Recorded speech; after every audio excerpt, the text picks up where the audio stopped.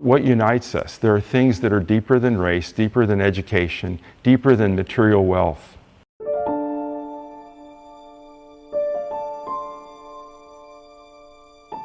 I really wanted to show you this story that I just found, which was on Reuters last month, about private Burton homes. It will make your heart melt.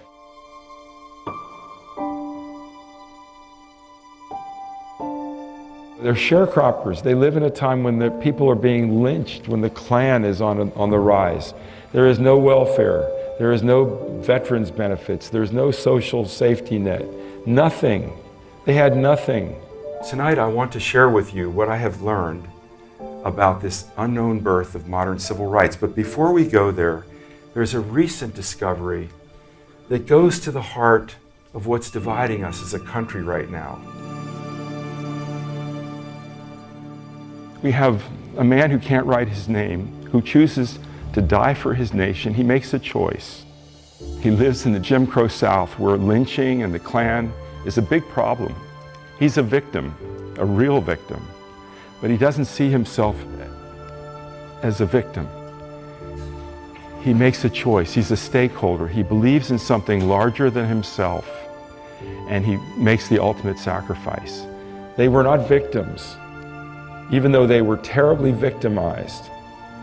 They were the example of what Martin Luther King talks about when he says, free at last, thank God Almighty, we're free at last. They knew inner freedom that no one could take away, and it turns out that this poor unit of black sharecroppers from South Carolina was the most decorated unit of World War I amongst black soldiers and suffered the most casualties.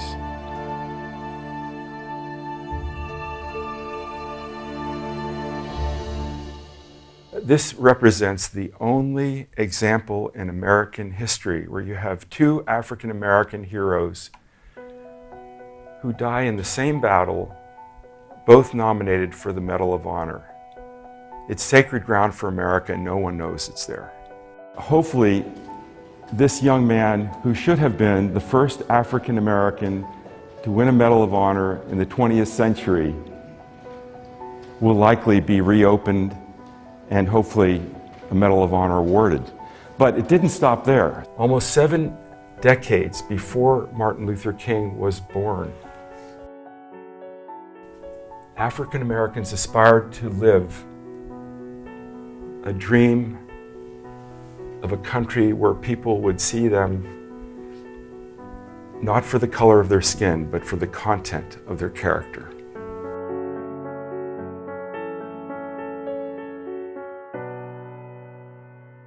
It's now April 1898. America declares war on Spain in Cuba in the Spanish-American War. Chicago's all-black regiment wants to be first on the field, but Governor John Tanner says, thanks, but no thanks. So he sends a white unit, and they are decimated by tropical disease. The African-American unit goes back to the governor and says, please send us. It's a Jackie Robinson moment about which no one knows. It was called the Experiment in Color. And Governor Tanner did something else that was historic. He promoted Major John R. Marshall to colonel. He would be the first African-American colonel in the U.S. military. Born a slave, the illegitimate grandson of the longest-sitting U.S. Supreme Court Chief Justice, even through today. His grandfather gave the oath of office to Thomas Jefferson. So when you drive around Washington, D.C. and see John Marshall bank signs, that was his grandfather. There were a lot of firsts. But the one that no one saw coming was the life-affirming dignity that touched each African-American soldier from being in a society that judged them not on the color of their skin, but on the content of their character. Cuba was a multiracial society. The general leading the Cuban insurgency against Spain was General Maceo, a black general. They never forgot what it was like to be treated as human beings. This is what a citizen's journey is about, that the idea that ordinary people, I'm not a historian, can find things that can change our world and help us to understand what unites us and where our strength lies.